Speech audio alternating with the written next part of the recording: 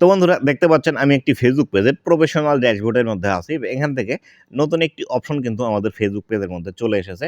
এখান থেকে দেখতে পাচ্ছেন স্প্রিং চ্যালেঞ্জ নামে একটি অপশন কিন্তু চলে এসেছে। বিশেষ করে যাদের ফেসবুক আইডি দিয়ে ফেসবুকের মধ্যে কাজ করেন তাদের কিন্তু এই অপশনটি বেশি দেখা যাচ্ছে।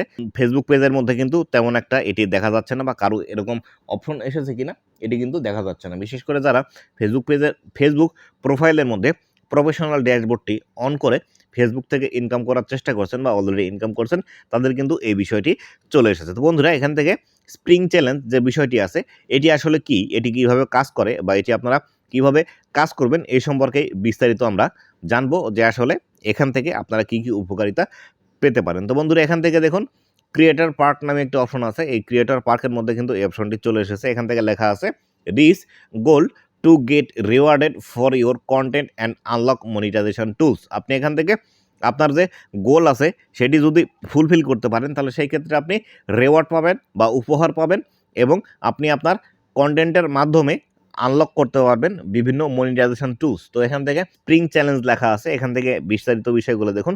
লেভেল 1 অফ 2, মানে 2টি লেভেলের মধ্যে আপনি 1 নাম্বার লেভেলে আছে, বা আমার এটি 2টি লেভেলের মধ্যে 1 নাম্বার লেভেলে আছে। এখান থেকে লেখা আছে create 7 new eligible post and get 10 seasonal gift on any post to unlock trophy and perk. আপনি আপনার পেজের মধ্যে 7টি পোস্ট করুন, যে 7টি পোস্টের মাধ্যমে আপনি 10টি সিজনাল বা ঋতুভিত্তিক গিফট মানে উপহার পাবেন, এবং কিছু ট্রফি এখান থেকে আনলক করে নিতে পারবেন। এবং এটি করতে হবে আপনাকে, দেখুন লেখা আছে from March 20 to April 9 only. March মাসের 20 তারিখ থেকে এপ্রিল মাসের 9 তারিখের মধ্যে এই 7টি পোস্ট আপনাকে করতে হবে, এবং এই 7টি পোস্ট করলে আপনি এখান থেকে বিস্তারিত বিষয়গুলো দেখতে পাবেন। তো আমি এখান থেকে ভিউ লিডার বোর্ড নামে যে অপশনটি আছে, এই ভিউ লিডার বোর্ড এই অপশনটিতে ক্লিক করে ভিতরের দিকে প্রবেশ করে দেখব যে আসলে এখানে আর কোন বিষয়গুলো আছে। তো আমি এখান থেকে ভিউ লিডার বোর্ডে ক্লিক করলাম। লিডার বোর্ডে ক্লিক করার পর এখান থেকে দেখুন বিস্তারিত বিষয়গুলো আমার চলে আসছে। আমি এখান থেকে আমার পেজটি লোড নিচ্ছে। লোড নেওয়া সম্পূর্ণ হওয়ার পর দেখি আমাদের এখানে কি আসে। তো বন্ধুরা আমার এখান থেকে সম্পূর্ণ বিষয়টি লোড নিল। লোড নেওয়ার পর এখান থেকে দেখাচ্ছে আরও যারা ক্রিয়েটার আছে তাদেরকে এখান থেকে দেখাচ্ছে। দেখুন যাদের ফেসবুক পেজের মধ্যে বেশি ফলোয়ার আছে, বা যারা বেশি বেশি পোস্ট করে, এবং যারা বেশি এই স্প্রিং চ্যালেঞ্জটি কমপ্লিট করেছে, তাদের কিন্তু এখান থেকে লিস্টগুলো চলে আসছে। এই বিষয়টি কিন্তু এখান থেকে দেখাচ্ছে।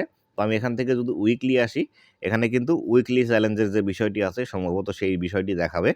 তো এখান থেকে দেখুন উইকলি চ্যালেঞ্জ যারা কমপ্লিট করছে তাদেরকে কিন্তু এখান থেকে দেখাচ্ছে। এগুলো কিন্তু সবগুলোই বাংলাদেশের।